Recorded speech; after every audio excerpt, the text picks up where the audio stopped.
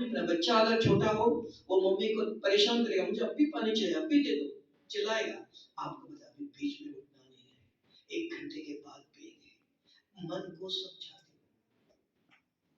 माँ बाप, स्कूल में टीचर बच्चों को समझाता है, माँ बाप बच्चों को समझा, बच्चे ऐसे नहीं बोलना, ऐसे नहीं करना, है ना? तो आपको कौन समझाएगा? मन को कौन समझाएगा?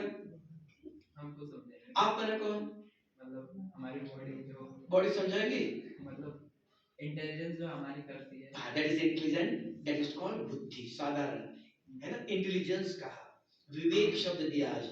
तो बुद्धि साधारण शब्द में मन और बुद्धि, माइंड एंड इंटेलेक्ट, है ना?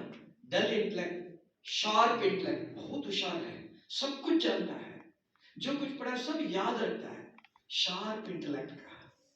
डल इंटेलेक्ट कहा, बुद्धि नहीं, इसको भगवान इस बच्चे को सब बुद्धि दे दो, कहते हैं ना।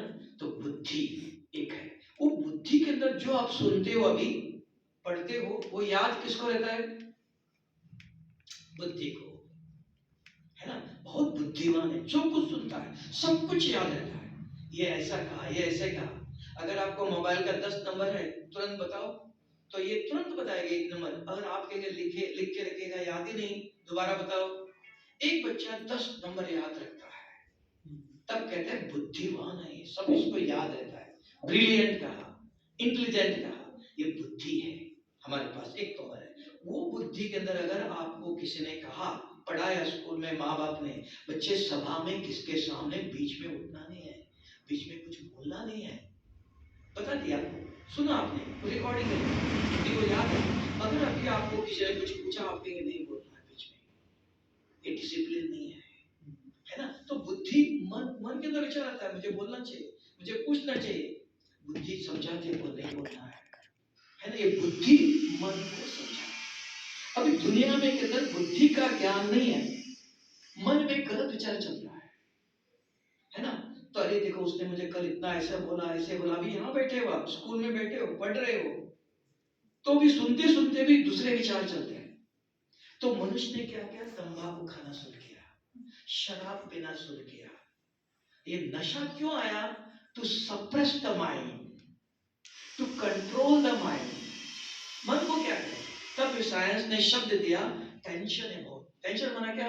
गलत विचार चलते हैं, आप चाहते नहीं हो, anything against of your will and wish, आपकी इच्छा के विरुद्ध आप नहीं चाहते हो, पढ़ाई में पढ़ना चाहते हो, लेकिन दूसरे विचार आते हैं, तो टेंशन देता है, अटेंशन नहीं है उधर। और वही अगर आपका किसी के साथ अटैचमेंट है, ये बहुत अच्छे, इनसे मिलना चाहिए, इनसे बात करना चाहिए, उनको ये करना चाहिए, उसके विचार चलते रहते हैं। अगर वो बहुत चला, वो आगे जाके डिप्रेशन होता है।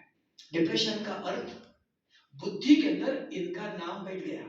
आपको मोबाइल चाहिए, घर में मम्मी पापा ने किसी ने दिया नहीं, आपको मोबाइल, किसी का मोबाइल नजर उधर ही जाती है, मुझे मोबाइल चाहिए, मोबाइल होता तो मैं इनसे बात करता था, मोबाइल चाहिए, मोबाइल चाहिए।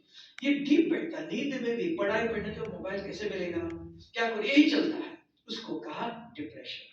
वो क्या करता है? बुद्धि उसी के ऊपर चलती है। तो ये शरीर को कौन चलाएगा?